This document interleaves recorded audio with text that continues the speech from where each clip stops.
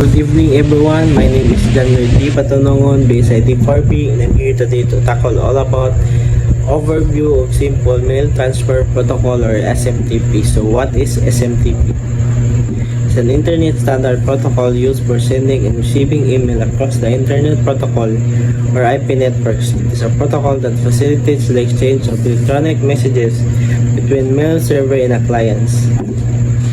SMTP operates on port 25 by default, but you can use other ports like 587 for secure transmission. So for me, SMTP is mura siya one-way post office because you can send email but you cannot receive them. And here's a high-level breakdown of SMTP.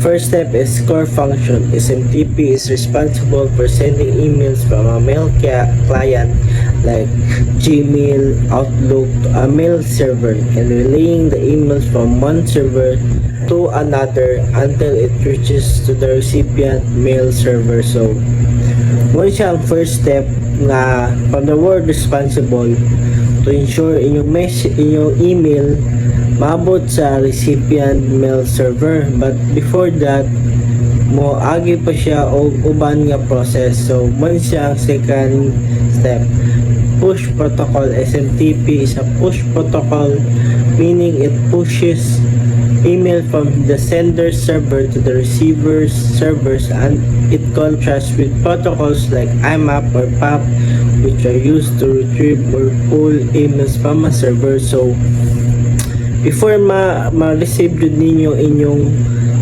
email from the recipient mail server, mo intersect pa sila sa internet.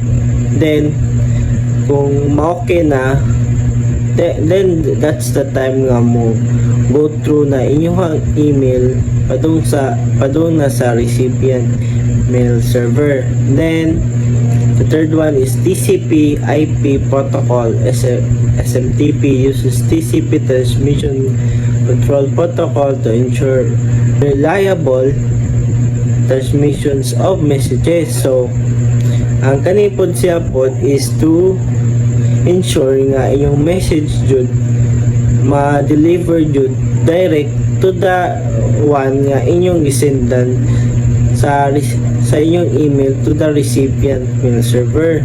And the fourth one is plain text protocol. SMTP transmit email in plain text, which means the encryption methods like TLS or transport layer security are often used to secure the transmission. So agani po siya po muna siya ang method na to secure your message, secure your email padung sa recipient mail server. And then relaying SMTP is used in relaying emails from the sender's email server to the recipient using a series steps involving verifications and checks. So ang kanipod siya po from the word verification checks, muna siya ang way para jud secure jud kay yung emails nga maabot jud sa inyong gisendan nga recipient mail server. Types of SMTP session. There are two primary types of SMTP session. The first one is send and receive mail transfer.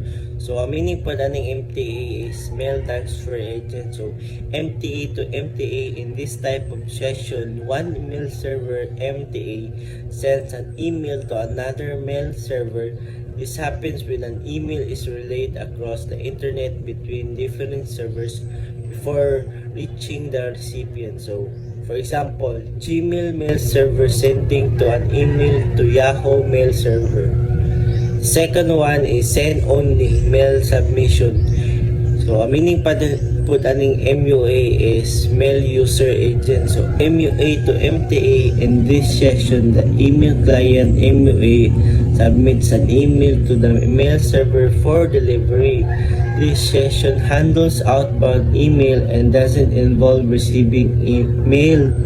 For example, sending an email to Outlook or Gmail to your server which then send it to the recipient. So thank you for your attention, guys. I hope you learned something. Bye.